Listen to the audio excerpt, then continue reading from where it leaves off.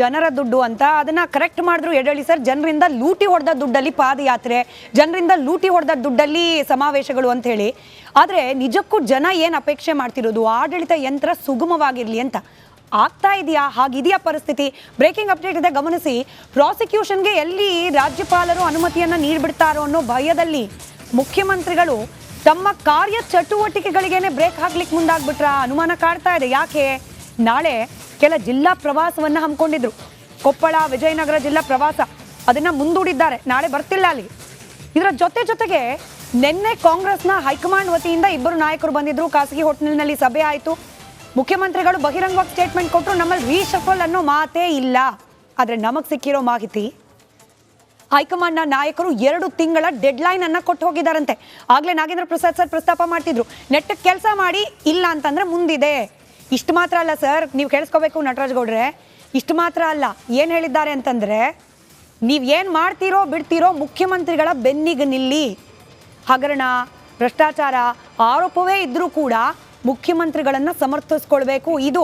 ಇದು ನಾವು ವೆಂಕಟೇಶ್ ಸರ್ ಹತ್ರ 1 ನಿಮಿಷದ ರಿಯಾಕ್ಷನ್ ತಗೊಂಡು ನಿಮ್ಮ ಹತ್ರಕ್ಕೆ ಬರ್ತೀನಿ. 1 ನಿಮಿಷ ವೆಂಕಟೇಶ್. ಈ ಯಾತ್ರೆಯ ಉದ್ದೇಶ ತುಂಬಾ ಸ್ಪಷ್ಟ. ಒಂದು, ಉಪ್ಪು ತಿಂದವರು ನೀರು ಕುಡಿಬೇಕು, ಇದು CBI ಕೊಡಬೇಕು. ಮತ್ತೆ ಏನಿವತ್ತು ಈ ವಾಲ್ಮೀಕಿ ಹಗರಣದಲ್ಲಿ ಹೋಗಿರ್ತಕ್ಕಂಥ ದುಡ್ಡು ಅದು ಮತ್ತೆ ವಾಪಸ್ ಬರಬೇಕು. ಮತ್ತೆ ಈ ದಲಿತರ ಜಮೀನನ್ನ ಇವರು 6-1 ಅವಾರ್ಡ್ ಆಗಿರ್ತಕ್ಕಂಥ ಜಮೀನನ್ನ ಆಮೇಲೆ ಇವರು ಡಿನೋಟಿಫಿಕೇಶನ್ ಮಾಡಿಸ್ತಾರೆ. ಬಹಿರಂಗವಾಗಿ ಅಂಗೈ ಉಣ್ಣಿಗೆ ಕನ್ನಡಿ ಬೇಕಾ ಅನ್ನುವಂಥ ರೀತಿಯಲ್ಲಿ ಇರ್ತಕ್ಕಂಥದ್ದು ಇದು ದೊಡ್ಡ ಹಗರಣ, ಮೂಢ ಹಗರಣ ಅಂತ. ದಲಿತರ ಭೂಮಿ ಅವ್ರಿಗೆ ತಲುಪಬೇಕು, ಮತ್ತೆ ಇದರಲ್ಲಿ ಯಾರು ತಪ್ಪಿತಸ್ಥರೋ ಅವರಿಗೆ ಶಿಕ್ಷೆ ಆಗಬೇಕು ಅನ್ನುವಂಥದ್ದಷ್ಟೇ ನಮ್ಮ ಈ ಯಾತ್ರೆಯ ಉದ್ದೇಶ. ಮತ್ತೆ ಈ ಯಾತ್ರೆಯ ಉದ್ದೇಶ ಮೈಸೂರು ತಲುಪೋದ್ರ ಒಳಗಡೆ ಖಂಡಿತವಾಗೂ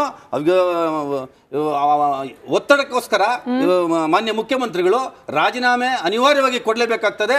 ರಾಜೀನಾಮೆ ಕೊಡ್ತಾರೆ. ಇದು ತುಂಬಾ ಬಂಡತನದಲ್ಲಿ ಬಿದ್ದು ಹೈಕಮಾಂಡ್ ನಾಯಕರುಗಳು ವರಿಷ್ಠರು ಬಂದು ಹೇಳ್ತಾರೆ ಅಂತ ಹೇಳಿ ಕೊಡ್ಲಿಲ್ಲ ಅಂತಂದ್ರೆ ನಿಮ್ಮ ಮಜಾವಾದಿ, ನಿಮ್ಮ ಸಮಾಜವಾದಿ ಎಲ್ಲವೂ ಏನು ಅನ್ನುವಂಥದ್ದು ಜನಸಾಮಾನ್ಯನಿಗೆ ಗೊತ್ತಾಗುತ್ತೆ. ನೀವು ಮೂಡಾ ದುಡ್ಡು ಒಂದೇ ನಿಮಿಷ ನೀವು ವಾಲ್ಮೀಕಿ ಹಗರಣದ ದುಡ್ಡು ವಾಪಸ್ ಬರಬೇಕು, ಮೂಡಾ ಜಮೀನ್ ವಾಪಸ್ ಬರಬೇಕು, ನಾನು ಆಡಳಿತ ಯಂತ್ರ ಅಭಿವೃದ್ಧಿ ಕಾರ್ಯ ಅಂತಿದ್ದೆ. ಬಟ್ ಇವರೇ ಘೋಷಣೆ ಮಾಡಿದ ಪಂಚ ಗ್ಯಾರಂಟಿ, ನೀವೇ ಘೋಷಣೆ ಮಾಡಿದ ಪಂಚ ಗ್ಯಾರಂಟಿಗಳು ಕೂಡ ಅನುಷ್ಠಾನ ಆಗ್ತಿಲ್ವಂತೆ ನಟರಾಜ್ ಗೌಡ್ರೆ.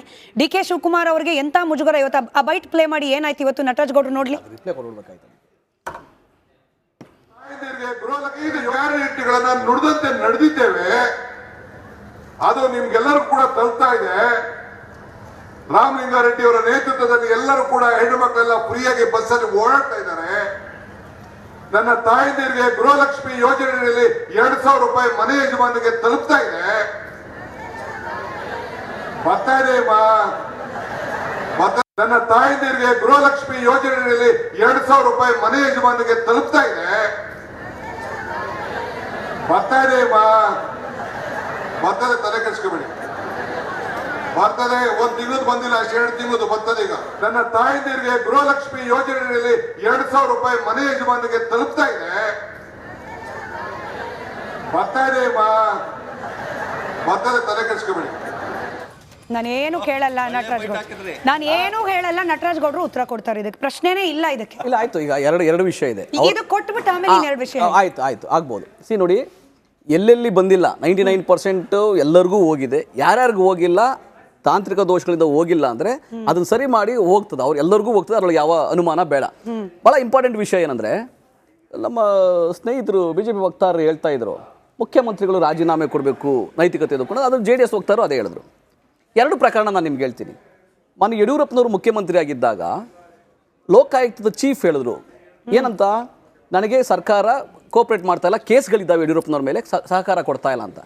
ಆಗ ರಾಜ್ಯಪಾಲರಿಗೆ ಇಂಟರ್ವ್ಯೂನ್ ಮಾಡಿ ಅವ್ರಿಗೆ ಅನುಮತಿ ಕೊಡಿಸಿದ್ದು. ಆಲ್ರೆಡಿ ಲೋಕಾಯುಕ್ತದಲ್ಲಿ ಬಹಳ ಕೇಸ್ಗಳಿದ್ದು. 1 ಪ್ರಕರಣ. 2 ಪ್ರಕರಣ, ರಫೇಲ್ ಹಗರಣ ಬಂದಾಗ GPC ಆಗಬೇಕು, ಜಾಯಿಂಟ್ ಪಾರ್ಲಿಮೆಂಟರಿ ಕಮಿಟಿ JPC ಆಗಬೇಕು ಅಂತ ಹೇಳಿ ಎಲ್ಲ ಪಕ್ಷಗಳು ಹೋರಾಟ ಮಾಡಿದಾಗ, ಕೆಲವು ಸಾಕ್ಷ್ಯಗಳನ್ನ ಕೊಟ್ಟಾಗ ರಾಷ್ಟ್ರಪತಿಗಳು ಅದಕ್ಕೆ ಅವಕಾಶ ಕೊಡಲಿಲ್ಲ, ಪ್ರಧಾನಮಂತ್ರಿಗಳು ಅದಕ್ಕೆ ಅವಕಾಶ ಕೊಡಲಿಲ್ಲ. ಕೇಳಿಸ್ಕೊಳ್ಳಿ. ಈ ಪ್ರಕರಣದಲ್ಲಿ BJPಯವರ ಸುಳ್ಳುಗಳಿಗೆ, JDSನವರ ಸಂಚಿಗಳಿಗೆ, ಪಿತೂರಿಗಳಿಗೆ ಸುಮ್ಮನೆ ಕಲ್ಪನೆಯ ಆರೋಪಗಳಿಗೆ ರಾಜೀನಾಮೆ ಕೊಟ್ರೆ ಅದಕ್ಕಿಂತ ದಡ್ತನ ಬೇರೆ ಇಲ್ಲ. ಕೇಳೋಂತ ದಡ್ರ ಅಷ್ಟೇನೆ. ಈ ರಾಜೀನಾಮೆ ಕೇಳಿದ್ರು ಶತಮೂರ್ಖರಾಗಿದ್ರೆ ಮಾತ್ರ ಗೊತ್ತಿದ್ದವರು ನೈತಿಕತೆ ಇದ್ದವರು ಕೇಳಿ ರಾಜೀನಾಮೆ ಕೇಳಿ ಸಾಧ್ಯ ಆಗೋದಿಲ್ಲ. ಅಲ್ರಿ 6-1 ಅವಾರ್ಡ್ ಆಗಿರುವಂತ ಜಮೀನ ಮೂರ್ಖತನ. ಅಲ್ರಿ 6-1 ಅವಾರ್ಡ್ ಆಗಿರ್ತಕ್ಕಂತ ಜಮೀನ ಅಲ್ರಿ ಯಾರು ಎಲೆಕ್ಟ್ ಮಾಡಿದ್ದಾರೆ, ಯಾರು ಅವಧೇನಾಗಿದೆ ಅನ್ನೋದಲ್ಲ. ಸಿವಿಲ್ 6-1 ಅವಾರ್ಡ್ ಆಗಿರುತ್ತೆ. ಯಾವ ಸಿವಿಲ್ ಡಿಸ್ಪ್ಯೂಟ್ ಅಲ್ರಿ? 6-1 ಅವಾರ್ಡ್ ಆಗಿರ್ತಕ್ಕಂತ ಜಮೀನನ್ನ ನೀವು ಅಲ್ರಿ ನೀವು ಕನ್ವರ್ಷನ್ ಮಾಡಿಸ್ತಾರೆ, ಕನ್ವರ್ಷನ್ ಆಗುತ್ತೆ. ಕನ್ವರ್ಷನ್ ಡಿಸಿ ಕಣ್ಣು ಮುಚ್ಕೊಂಡು ಸೈನ್ ಹಾಕ್ತಾರೆ, ಕನ್ವರ್ಷನ್ ಆಗುತ್ತೆ. ಮತ್ತೆ ಅಲ್ರಿ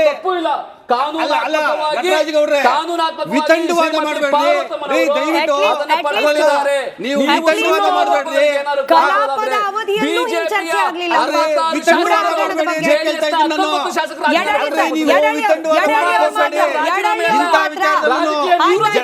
ಜನಸಾಮಾನ್ಯರಿಗೆ ಎಲ್ಲ ಗೊತ್ತಾಗ್ತಾ ಇದೆ. ವೆಂಕಟೇಶ್ ಸರ್, ನಟರಾಜ್ ಗೌಡ್ರೆ ಆಯ್ತು, ನಾನು ಯಡಳ್ಳಿ ಸರ್ನ ಕೇಳ್ತೀನಿ. ಯಡಳ್ಳಿ ಸರ್, ನಾನು ಅನ್ಕೊಂಡೆ ಆಡಳಿತ ಪಕ್ಷದ ಜವಾಬ್ದಾರಿಯುತ ವಕ್ತಾರ ಸ್ಥಾನದಲ್ಲಿದ್ದಾರೆ, ಅವ್ರು ಉತ್ತರ ಕೊಡಬಹುದು. ಆಡಳಿತ ವ್ಯವಸ್ಥೆಗೆ ಏನೂ ಧಕ್ಕೆ ಆಗಿಲ್ಲ. ಈ ಸಮಾವೇಶದ ಪಾಡಿಗೆ ಸಮಾವೇಶ ನಡೀತಿದೆ, ಆಡಳಿತ ಪಾಡಿಗೆ ಆಡಳಿತ ನಡೀತಾ ಇದೆ, ಗ್ಯಾರಂಟಿ ಹಣನೂ ತಲುಪುತ್ತೆ, ಹಿಂಗ್ ಉತ್ತರ ಕೊಡ್ತಾರೆ ಅಂತ ಅನ್ಕೊಂಡೆ. ಮತ್ತೆ ಬ್ಯಾಕ್ ಟು ಬ್ಯಾಕ್ ನೀವು ತಪ್ಪು ನಾವು ತಪ್ಪು ಅಲ್ಲೇನೆ.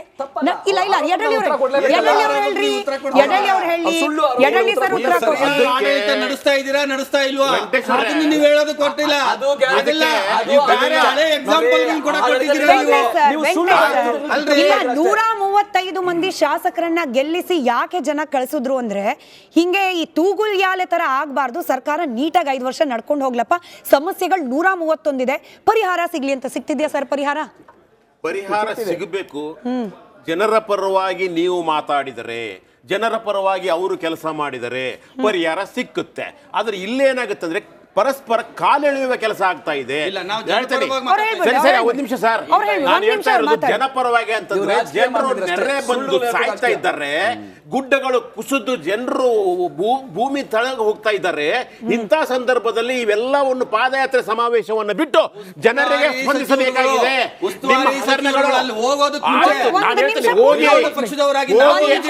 ಮಾತಾಡಿ ಅಧಿವೇಶನದಲ್ಲಿ ಯಾರಾದ್ರೂ ಒಂದು ಜನಪರವಾಗಿರ್ತಕ್ಕಂಥವ್ರು,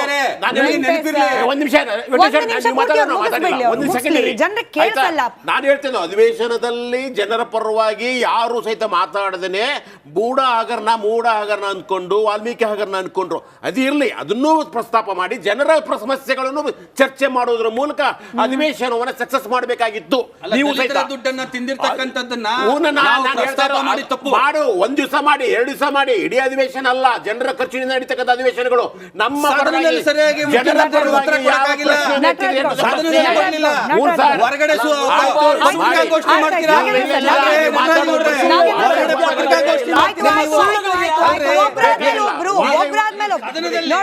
ನೋಡಿ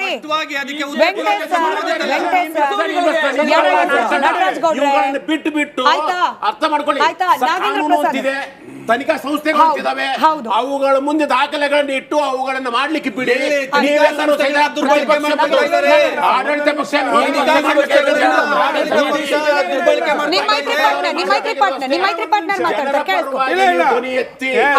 ಅರ್ಥ ಆಯ್ತಾ? ನಾವು ಎಲ್ಲರಿಂದನೂ ಎಕ್ಸ್ಪೆಕ್ಟ್ ಮಾಡ್ತಾ ಇರೋದು ಆಡಳಿತ ಪಕ್ಷ ಮತ್ತು ವಿರೋಧ ಪಕ್ಷದಿಂದ.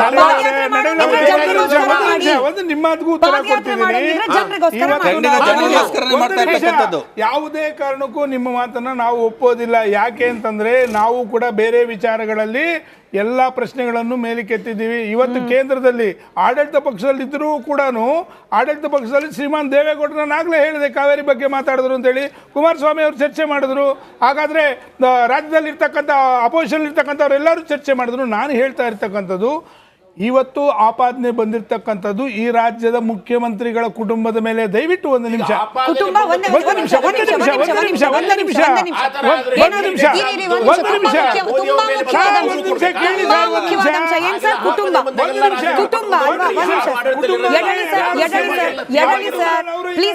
ಕುಟುಂಬ ಅಲ್ಲ, ಕುಟುಂಬ ಒಂದೇ ಒಂದು ಚಿಕ್ಕ ಪಾಸ್ ಸರ್, ಒಂದು ಚಿಕ್ಕ ಪಾಸು ಕುಟುಂಬಗಳ ಬಗ್ಗೆ